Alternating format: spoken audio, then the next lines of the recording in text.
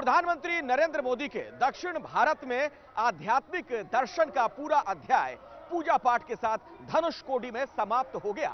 अब अयोध्या में उनका इंतजार चल रहा है, जहां पर रामलला के भव्य प्राण प्रतिष्ठा कार्यक्रम में वो हिस्सा लेने वाले हैं। लेकिन दक्षिण भारत में धर्म पथ पर उनकी यात्रा कैसी रही, किन किन मंदिरों में गए, कैसे उन्होंने दर्शन किया, उनका 11 दिनों का पूरा यह अनुष्ठान कैसा रहा, वो हम आपको दिखाते हैं। जैसा हमारे शास्त्रों में भी कहा गया है, हमें ईश्वर के यज्ञ के लिए, आराधना के लिए स्वयं में भी दैवीय चेतना जागृत करनी होती है। इस पवित्र अवसर पर मैं परमात्मा के श्री चरणों में प्रार्थना करता हूँ, ऋषियों मुनियों तपस्वियों का पुण्य स्मरण करता हूँ। आप मुझे आशीर्वाद दें ताकि मन से, वचन से, कर्म से मेरी तरफ से कोई कमी ना रहे। टीवी स्क्रीन पर दिखाई दे रही ये तस्वीरें प्राण प्रतिष्ठा के लिए प्रधानमंत्री मोदी के महाअनुष्ठान के हर हिस्से की व्याख्या कर रही हैं। तस्वीरें बता रही हैं भव्य मंदिर में रामलला के विराजमान होने से पहले प्रधानमंत्री नरेंद्र मोदी की आध्यात्मिक यात्रा कितनी लंबी रही है और उन्होंने कैसे पिछले 10 दिनों में यम नियम के तहत सनातन संस्कृति के विधि विधान को पूरा किया है। जो व्यक्ति अनुष्ठान में रहता है उसको प्रायश्चित करना पड़ता है और उसको नियम है कि वो जमीन पर सोएगा, असत्य नहीं बोलेगा, उसके दिन पहले उसका प्रायश्चित हो जाएगा, फिर प्रतिदिन नहीं प्रायश्चित होगा, एक दिन होता है। फिर यह जो मंत्र है उन मंत्रों के द्वारा अपने को अभिनंदित किया आचमन करेगा। आचमन करने के बाद शरीर में छोड़ेगा। कंबल पर सोना हो या फिर नारियल पानी पीने से लेकर फलाहार के नियम, प्रधानमंत्री नरेंद्र मोदी ने अब तक हर एक विधि विधान को पूरे भक्ति भाव से निभाया है। प्राण प्रतिष्ठा के महाअनुष्ठान को फलीभूत करने के लिए पिछले 10 दिनों में प्रधानमंत्री मोदी ज्यादातर मौकों पर भगवान की भक्ति में ही रमे दिखाई दिए।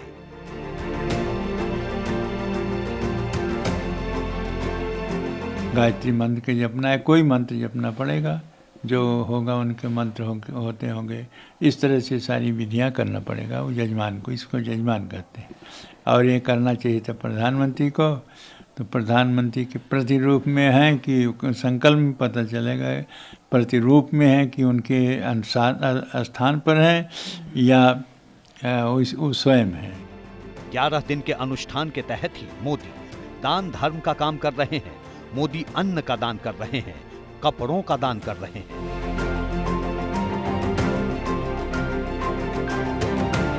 ग्यारह दिन की तपस्या का एक बहुत बड़ा हिस्सा है साफ सफाई, और इसी के तहत महाराष्ट्र के नासिक में मंदिर के भीतर मोदी ने प्रांगण में झाड़ू लगाई थी।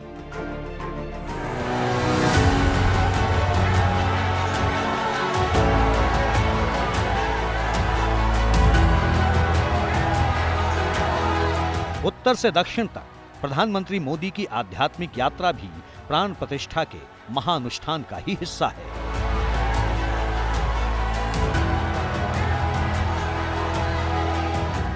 दुनिया भर में फैले राम भक्तों के लिए ऐसा ही पवित्र अवसर है। हर तरफ प्रभु श्री राम की भक्ति का अद्भुत वातावरण, चारों दिशाओं में राम नाम की धून, राम भजनों की अद्भुत सौंदर्य माधुरी। हर किसी को इंतजार है 22 जनवरी का, उस ऐतिहासिक पवित्र पल का। ये प्रधानमंत्री मोदी का 12 जनवरी का संदेश है। यम नियम में बंधे इस संदेश के बाद उनका ज्यादातर वक्त मंदिर के दर्शन पूजन में ही बीता है। 16 और 17 जनवरी को प्रधानमंत्री मोदी आंध्र प्रदेश और केरल के दौरे पर थे। इस यात्रा पर पीएम मोदी लेपाक्षी के वीरभद्र मंदिर पहुंचे और दर्शन किए, फिर राम भक्ति में डूब गए। विजयनगर शैली में कुर्मा सेलम की पहाड़ियों पर बने इस मंदिर का नाता सीधे प्रभु श्री राम से है। कहते हैं सीता हरण के बाद लंका लौटते रावण से गिद्धराज जटायु ने यहीं पर महायुद्ध किया था। घायल जटायु ने यहीं श्री राम को रावण का पता बताया था और प्रभु ने यहीं पर जटायु को मुक्ति का वरदान दिया था। लेपाक्षी के बाद प्रधानमंत्री मोदी की आध्यात्मिक यात्रा का अगला पड़ाव था केरल, जहां वो पहुंचे गुरुवायूर मंदिर।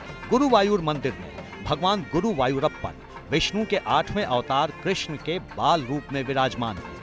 यहां प्रधानमंत्री मोदी पूरी तरह दक्षिण भारत की वेशभूषा में नजर आए।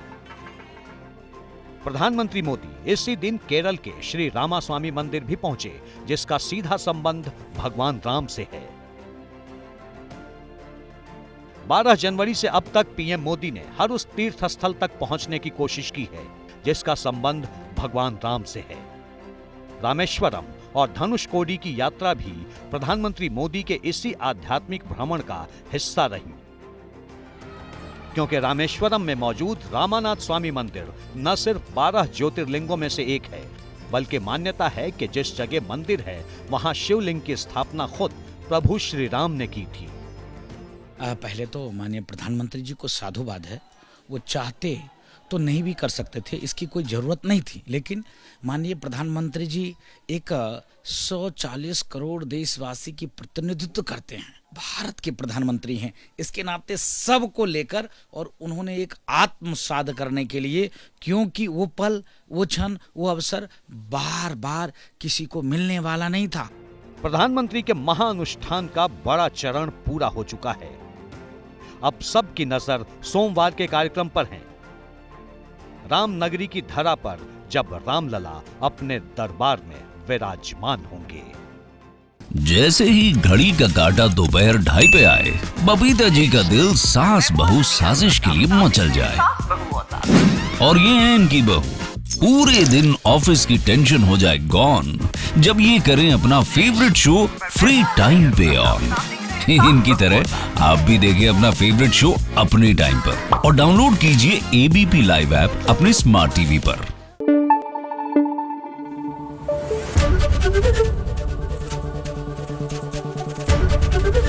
एबीपी न्यूज आपको रखे आगे।